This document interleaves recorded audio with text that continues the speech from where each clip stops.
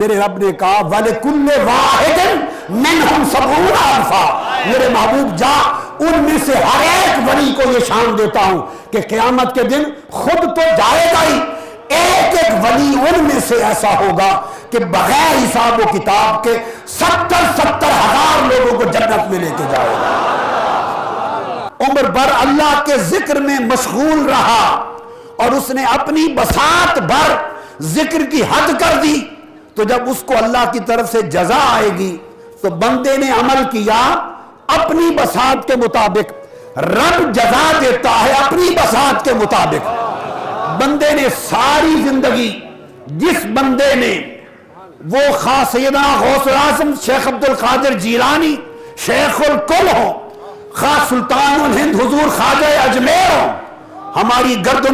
ہماری گردنوں اور سروں پر جن کے تخت ہیں، وہ حضور خواجہ بابا فرید الدین گنج شکر ہو، خواہ وہ حضور سلطان الاولیاء پیر سید مہر علی شاہ رضی اللہ تعالیٰ عنہ، جن کا وجود اس خطہ ارضی کے لیے خود چشمہ ولایت و معرفت تھا، جن کی رہنمائی کے لیے علامہ اقبال جیسے شخص بھی خط لکھ کر استفسار کرتے اور رہنمائی طلب کرتے وحدت الوجود پر اور شیخ اکبر کی تعلیمات پر، اور اپنے مغالطوں کو دور کرتے اور اپنی لا علمی اور بے خبری کا ازالہ کرتے۔ اس سرزمین میں سوائے حضور میر علی شاہ صاحب رحمۃ اللہ علیہ کے سوا علامہ اقبال کو کوئی دوسرا فرد اس خطے میں اس دور میں دکھائی نہیں دیا کہ جس سے علامہ اقبال استفسار کرے۔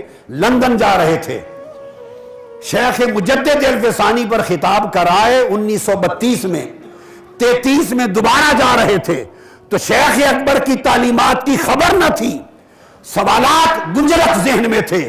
ایک ہی بارگاہ حضور میر علی شاہ رضی اللہ تعالیٰ عنہ کی نظر آئی، فرمایا آپ کا دروازہ کھٹکھٹا رہا ہوں، ان سوالوں کا جواب دیں، تشفی ہو، انفتاح ہو، تاکہ برطانیہ جا کر شیخ اکبر پر گفتگو کر سکو۔ تو عرض کر رہا ہوں وہ لوگ جنہوں نے عمر ساری ذکر میں لگا دی، ان کی وفات ہو گئی، دار العمل ختم ہو گیا، عمل بھی منقطع ہو گیا، اب دار الجزا میں گئے تو جزا شروع ہو گئی۔ اب جو بات قابل توجہ ہے وہ یہ کہ بندہ یعنی عامل چونکہ مخلوق ہے، سو اس کا عمل محدود اور منتہی ہے، محدود ہے، ختم ہو جانے والا ہے۔ جزا دینے والا رب چونکہ خالق ہے، وہ خود بھی غیر محدود اور لا متناہی ہے، اس لیے اس کی جزا بھی غیر محدود ہے۔ جس بندے نے رب کا جتنا ذکر اور رب کی جتنی یاد تازہ کی، نہ صرف خود کی، لاکھوں مردہ دلوں کو رب کی یاد سے زندہ کر دیا، جس نے دنیا میں وہ انقلاب روحانی بپا کیا۔ جب وہ دار الجزا میں پہنچے تو جب رب کے جزا کا وقت آیا، بندے کا عمل، جب اس کی روح قفس عنصری سے پرواز کر گئی، اس کا عمل منقطع ہو گیا اور رب کی جزا شروع ہوئی۔ بندے کا عمل ختم ہو گیا، رب کی جزا اب شروع ہو کر اس وقت تک رہے گی جب تک وقت ہے، اور اس زمان تک رہے گی جب تک زمان ہے۔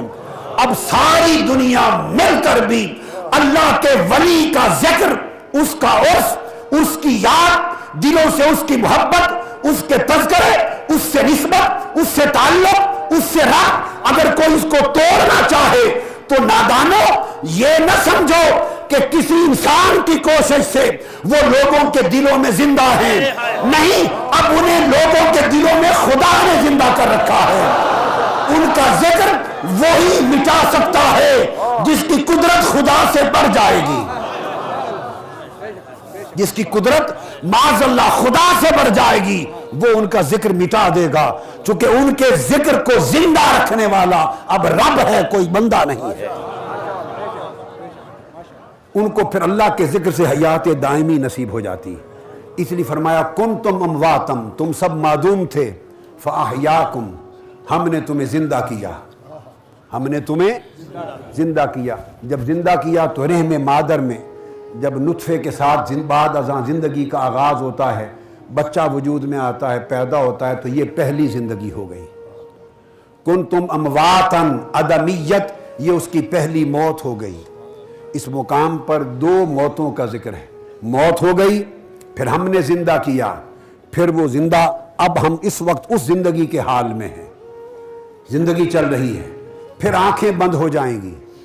موت جب آ جاتی ہے، جب موت آ جا، جس کا منظر آپ نے دیکھا اور ہمیشہ دیکھتے ہیں، جب موت آ گئی دوسری، جب انسان اس دنیا سے رخصت ہوا تو 2 موتیں مکمل ہو گئیں۔ کنتم امواتن میں پہلی موت تھی بشکل عدم، ثم یمیتکم میں دوسری موت آ گئی بشکل وفات۔ موتیں 2 ہو گئیں، حیات اب تک ایک تھی، فاحیاکم۔ اب اس موت کے بعد پھر رب نے فرمایا جیسے پہلی موت کے بعد فاحیاکم زندگی تھی، اسی طرح قاعدہ قرآن کا یہ ہے کہ جب دوسری موت آئی اس کے بعد پھر زندگی ہے۔ ثم یمیتکم ثم یحییکم، پھر اللہ تمہیں موت دے گا اور موت کے بعد تم انہیں قبر میں دفن کر کے چلے آؤ گے۔ ایک عام اندھا شخص یہ سمجھے گا کہ موت اس کا خاتمہ بن گئی، مگر رب کائنات نے فرمایا ثم یحییکم، اس موت کے بعد تم زیر زمین دفن کر دو گے، رب ان کو پھر زندہ کر دے گا، رب ان کو پھر زندہ کر لے گا۔ سو وہ قبر والے جن کو رب کے ذکر نے زندہ کر دیا، جن کو رب کی محبت، معرفت اور تعلق نے زندہ کر دیا، وہ قبروں میں ہو کر بھی زندہ ہیں، اور جو رب کے ذکر کے فیض سے محروم رہے وہ زمین پر چلتے پھرتے ہو کر بھی مردہ ہیں۔ بہت لوگ جسمانی حیات کے باوجود مردہ ہیں، اور بہت لوگ قبروں میں جا کر ظاہری وفات کے بعد بھی زندہ ہیں۔ ثم یحییکم، پھر زندہ کر دے گا۔ اب بعض لوگوں کو یہ خیال مغالطہ گزرتا ہے تفسیر کے باب میں، وہ سمجھتے ہیں اس سے مراد ہے جو قیامت کے دن جی اٹھیں گے، اس سے مراد ہے قیامت کے دن بعث بعد الموت، وہ زندگی ہے۔ یہ مغالطہ غلط ہے، انہوں نے قرآن کی نص کو نہیں سمجھا۔ قرآن پھر اس کے بعد بعث کا ذکر کرتا ہے، ثم یمیتکم ثم یحییکم ثم الیہ ترجعون، اس کے بعد تم پھر قیامت کے دن اٹھائے جاؤ گے۔ تو پتا چلا کہ قیامت کا دن کا اٹھنا یہ 5واں مرحلہ ہے۔ 4تھا مرحلہ قبر کا ہے۔ بعد از جنازہ و تدفین، قیامت تک اللہ کے ذاکر، شاکر اور عارف بندے خدا کے ولی وہ زندہ ہیں اور قیامت تک زندہ رہیں گے، اور ان کی زندگی کی علامت یہ وہ لوگ ہیں جو دمادم ان کی زیارت کے لیے آتے اور ان کی زیارت کے لیے جاتے ہیں۔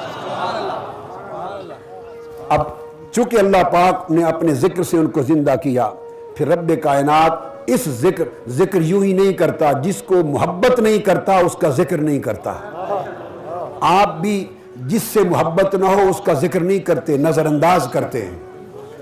کوئی ذکر کرے بھی تو دھیان دوسری طرف کر لیتے ہیں، سنتے بھی نہیں ہیں۔ محبت جو نہ ہوئی، پیار جو نہ ہوا، چاہت جو نہ ہوئی، اگر محبت نہ ہو تو کسی کا ذکر سنتے بھی نہیں، کرنا تو دور کی بات ہے، اور اگر محبت ہو جائے تو اس کے ذکر کے سوا کوئی اور ذکر کرتے ہی نہیں ہیں۔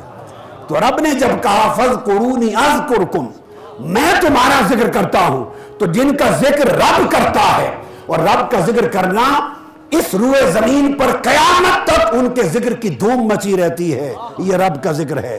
عرش پر الگ کرتا ہے، فرش پہ الگ کرواتا ہے، اور یہ ذکر تب ہوتا ہے کہ رب ان سے محبت فرماتا ہے، محبت کے بغیر ذکر نہیں کرتا۔ تو قرآن مجید نے فرمایا فَسَوْفَ يَأْتِ اللَّهُ بِقَوْمٍ يُحِبُّهُمْ وَيُحِبُّونَهُ، اللہ ایسے لوگوں کو لائے گا کہ وہ اللہ ان سے محبت کرتا ہوگا اور وہ اللہ سے محبت کرتے ہوں گے۔ اب یہاں ایک لطیف نکتہ ہے، 2 محبتوں کا ذکر ہے، اللہ کا بندے سے محبت کرنا اور بندے کا اللہ سے محبت کرنا۔ تو وہ بندے جن کا اللہ سے رشتہ محبت قائم ہو جائے وہ صرف محب ہی نہیں رہتے، وہ محبوب بھی ہو جاتے ہیں۔ مگر سمجھنے والی بات یہ ہے محب بعد میں بنتے ہیں، خدا کے محبوب پہلے ہوتے ہیں۔ کسی شخص کو اللہ کی محبت کی توفیق اور نعمت اس وقت تک نصیب ہی نہیں ہوتی جب تک عرش سے ماورا رب پہلے چڑھ کر اس بندے سے کہ وہ گورڑا میں رہتا ہے، وہ اجمیر میں رہتا ہے، وہ بغداد میں رہتا ہے، وہ سرہند میں رہتا ہے، وہ دہلی اور پاک پتن میں رہتا ہے، جب تک وہ چن کر کسی کو اپنی محبت کے لیے چن نہ لے اور وہ رب اس سے محبت کا آغاز نہ کر دے اس وقت تک بندہ اس رب سے محبت کرنے کی توفیق نہیں پاتا۔ بخاری اور مسلم کی متفق علیہ حدیث ہے، ابو ہریرہ رضی اللہ تعالیٰ عنہ راوی ہیں۔ اب وقت قلیل ہے، میں عبارت میں نہیں جانا چاہتا۔ ان اللہ اذا حب عبدا دعا جبریل، جب اللہ کو کسی بندے سے محبت ہو جائے تو قرآن نے کہا تھا ان کو لاؤں گا اللہ جن سے محبت کرتا ہوگا۔ آپ یہ ترتیب قرآنی دیکھیے، نہیں فرمایا یحبونہ و یحبہم، وہ اللہ سے محبت کرتے ہوں گے اور اللہ ان سے محبت کرتا ہوگا، یوں نہیں فرمایا۔ ترتیب یہ فرمائی کہ پہلے اللہ ان سے محبت کرتا ہوگا اور اللہ کی محبت کے فیض سے وہ اللہ سے محبت کرتے ہوں گے۔ اب اس کی تائید اور تفسیر حدیث سے متفق علیہ سے ابو ہریرہ رضی اللہ تعالیٰ عنہ روایت کرتے ہیں کہ اللہ پاک جس بندے سے محبت فرما لے اسے محبوب کر لیتا ہے، تو جبرائیل امین کو بلاتے ہیں اور فرماتے ہیں جبرائیل انی احبہ فلانا یا فاحببتہ فلانا، مجھے فلاں سے محبت ہو گئی ہے۔ اللہ کو اور کچھ نہیں ہوتا، سب کچھ مخلوق کو ہوتا ہے، اللہ کو کچھ نہیں ہوتا۔ سب کچھ مخلوق کو ہوتا ہے، اللہ کو کچھ نہیں ہوتا۔ بس ایک کچھ ہے جو ہوتا ہے اور وہ یہ کہ بعضوں سے محبت ہو جاتی ہے، اسے اور کچھ نہیں ہوتا پر بعض بندوں سے محبت ہو جاتی ہے۔ تو گویا اولیاء سے محبت کرنا سنت الہی ہے، اولیاء سے محبت کرنا سنت الہیہ ہے۔ کون ہے جو خدا کی سنت کو روک سکے یا بدل سکے؟ ولیوں سے محبت کرنا اللہ کی سنت ہے، اللہ کی سنت کو کون ختم کر سکتا ہے؟ یہ قیامت کے دن تک اللہ کے ولیوں کی محبت کے چراغ اسی طرح جلتے رہیں گے۔ تو جبرائیل امین کو بلا کے فرماتے مجھے فلاں سے محبت ہو گئی۔ جبرائیل امین پوچھتے ہیں باری تعالیٰ تو اب میرے لیے کیا حکم ہے؟ میرے لیے کیا حکم ہے؟ اس کی غیرت الوہیت کا تقاضا ہے کہ کسی کو اپنا شریک نہیں بناتا۔ پہلی بات کہی اسے کچھ نہیں ہوتا مگر محبت ہوتی ہے۔ اب دوسری بات کہہ رہا ہوں وہ کسی کو شریک نہیں ٹھہراتا مگر دو کاموں میں شریک بناتا ہے، دو کاموں میں شریک، اور شریک بناتا ہے دو کاموں میں پر پھر بھی شرک نہیں ہوتا۔ ایک تاجدار کائنات پر درود پڑھنے کے وقت کل ملائکہ کو اپنا شریک بنا لیتا ہے۔ ان اللہ و ملائکتہ یصلون علی النبی، واو مشرکہ آئی ہے للتشریک، اللہ اور اس کے فرشتے مشارکت کے ساتھ نبی پر درود پڑھتے ہیں۔ تو بندوں نے عرض کیا باری تعالیٰ تو نے حضور پر درود میں فرشتوں کو تو اپنے ساتھ شریک کر لیا، ہم کیوں رہ گئے؟ فرمایا تم بھی میرے ساتھ شریک ہو جاؤ، تم دورے شریک ہو جاؤ، درود بھی پڑھو اور سلام بھی پڑھو۔ ایک حضور کے درود و سلام میں مخلوق کو اپنے ساتھ شریک کرتا ہے، یہ اشتراک ہوتا ہے، شرک نہیں کرتا۔ اور ایک ولیوں سے محبت کرنے میں مخلوق کو اپنا شریک بناتا ہے، اشتراک کراتا ہے، شرک نہیں کرتا۔ جبرائیل امین پوچھتے ہیں میرے لیے حکم کیا ہے؟ فرمایا فاحببہ، جبرائیل اب تو بھی محبت کر اس سے۔ اب کہاں جبرائیل، کہاں بولنے کی نگری، یہ بستی کہاں جبرائیل، کہاں پاک پتن، کہاں جبرائیل، کہاں معروف کرخی، کہاں جبرائیل، کہاں اویس کرنی، کہاں جبرائیل، کہاں شمس العارفین سیالوی، کہاں جبرائیل، کہاں شہنشاہ بغداد، کہاں جبرائیل، کہاں حضرت بابو جی سیدنا غلام محی الدین۔ میں نے زندگی کی پہلی زیارت ان کی 1963 میں مقام تہجد پر کی تھی، تو میں وہ منظر آج تک نہیں بھولتا۔ بہت باتیں ہیں مگر وقت نہیں ہے کیا کہیں۔ تو اب کہاں یہ بندے اور کہاں جبرائیل امین؟ اللہ فرماتا ہے ان سے محبت کر، فَيُحِبَّهُ جبریل، متفق علیہ حدیث پہ جبرائیل بھی اس بندے سے محبت شروع محبت کرتا ہے۔ پھر جبرائیل امین پوچھتا ہے باری تعالیٰ اب آگے کیا آرڈر ہے؟ اللہ پاک فرماتے ہیں جاؤ آسمانوں میں اعلان کر دو کل فرشتے جو میرا فرشتہ رہنا چاہتا ہے میرے ولی سے محبت کرے۔ تو ثم ینادی فی السماء، وفی روایت ثم ینادی فی اہل السماء فیحبونہ اہل السماء، پھر ندا دی جاتی ہے اور کل اہل آسمان ملائکہ اس نگری میں بسنے والے رب کے ولی سے محبت کرنے لگ جاتے ہیں۔ ارے لوگوں، آپ کو محبت بعد میں پہنچی، پہلے ان کی محبت کی دھوم آسمانوں پر مچی تھی۔ پھر جب سارے فرشتے محبت کرنے لگتے ہیں، پھر پوچھتے ہیں باری تعالیٰ تیرے محبوب کا معاملہ ہے، اب اور کیا کرنا ہے؟ فرمایا ثم یودع لہ القبول فی الارض، اب تم سب زمین پہ اترو اور یہ محبت پاک دلوں میں جا کے رکھ دو، لوگوں کے دلوں میں ڈال دو، تاکہ میری مخلوق میں بندے بھی اس میرے بندہ ولی سے محبت کریں۔ تو یہ بات طے ہو گئی کہ اندھے انسان جب کسی ولی سے محبت کرتے ہیں تو از خود محبت نہیں کرتے، وہی شخص محبت کرنے کی توفیق پاتا ہے جس کے دل کو رب اپنے بندے محبوب کی محبت کے لیے چنتا ہے، جس کے دل کو رب نے چنا ہی نہیں۔ علماء کیا کوشش کرتے ہیں ان کے دل کیسے بدلیں گے؟ رب نے ان کے دل کو اس قابل نہیں سمجھا کہ میرے مہر علی سے محبت کرے۔ ان کے دلوں میں رب نے اپنے ولی کی مہر نہیں رکھی، مہر نہیں رکھی، محبت نہیں رکھی کہ وہ اس کے مہر علی سے محبت کرے، وہ اس کے مہر غوث جلی سے محبت کرے، وہ اس کے مہر نبی سے محبت کرے۔ جب رب نے دل ہی نہیں چنا تو وہ محبت پہ تنقیس نہیں کرے گا، اعتراض نہیں کرے گا تو اور کرے گا کیا؟ لہذا رب کی محبت نے ولیوں کو زندہ کر دیا، رب کے ذکر نے ولیوں کو زندہ کر دیا، اور وہ زندگی ابد الاباد تک رہے گی۔ اور بات ختم کرنا چاہتا ہوں، بس آخری بات، اور وہ صرف رب بڑا سخی ہے اور کوئی ولی کنجوس نہیں ہو سکتا۔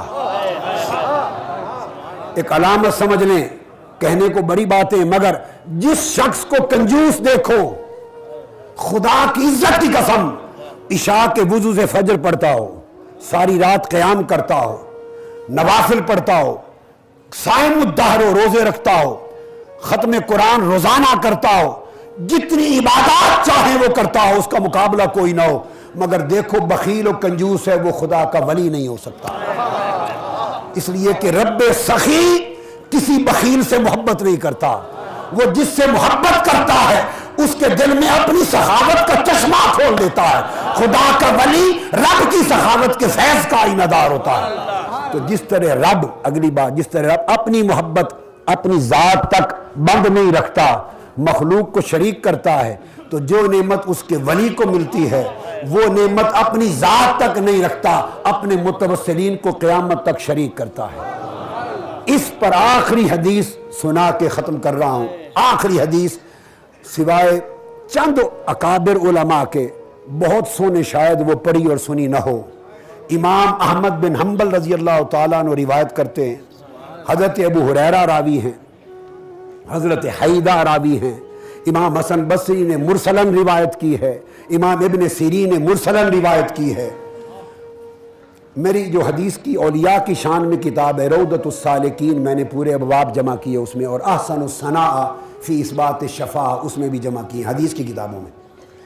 آقا علیہ السلام نے فرمایا 3 دن گزرے، آقا علیہ السلام نماز پڑھانے کے لیے تشریف لاتے، فجر ظہر عصر مغرب عشاء، واپس چلے جاتے، صحابہ کی مجلس میں نہ بیٹھتے۔ 3 دن صحابہ کو مجلس نہیں ملی، 3 دن کے بعد آئے، صحابہ کرام پریشان ہوئے، پوچھا یا رسول اللہ 3 دن سے نگاہیں دید کو ترس گئی ہیں، آپ نماز پڑھا کے چپکے سے چلے جاتے رہے اور بیٹھتے نہیں رہے، کیا ماجرا تھا؟ آقا علیہ السلام نے فرمایا میرے رب نے مجھ سے ایک وعدہ کیا کہ میرے محبوب تجھ سے وعدہ کرتا ہوں کہ تیری امت میں 70,000 لوگ ایسے پیدا کر دوں گا جو بغیر حساب و کتاب کے جنت میں جائیں گے، جن کا حساب و کتاب نہیں ہوگا۔ تو میں نے عرض کیا فزد، اور فوی روایت فاستزدتہ، میں نے اللہ تعالیٰ سے زیادتی مانگی کہ مولا یہ تھوڑا ہے زیادہ کر، تو میں 3 دن عرض کرتا رہا اور زیادہ کر۔ اللہ رب العزت نے جب میں نے پہلے دن کیا تو زیادہ کر دیا، فرمایا میرے محبوب ان 70,000 آدمیوں میں ہر ہزار ایسا ہوگا کہ اپنے ساتھ 70,000 بغیر حساب و کتاب کو شفاعت کر کے لے جائے گا۔ جب یہ اللہ نے یہ وعدہ کر دیا فاستزدتہ، اور عرض کیا موری تعالیٰ وزد، یہ بھی تھوڑا ہے اور بڑھا، یہ تو 1000 اگر 70,000 کو لے جائے تو میری امت کے ایک ولی کے حصے میں 70 آدمی آئے نا، تو یہ تھوڑا ہے اور کر۔ 3 دن میں لجاجت کرتا رہا، التجا کرتا رہا، میرا رب لاڈ میں میری التجا سنتا رہا۔ 3 دن گزرے، 8 وعدہ مکمل ہوا۔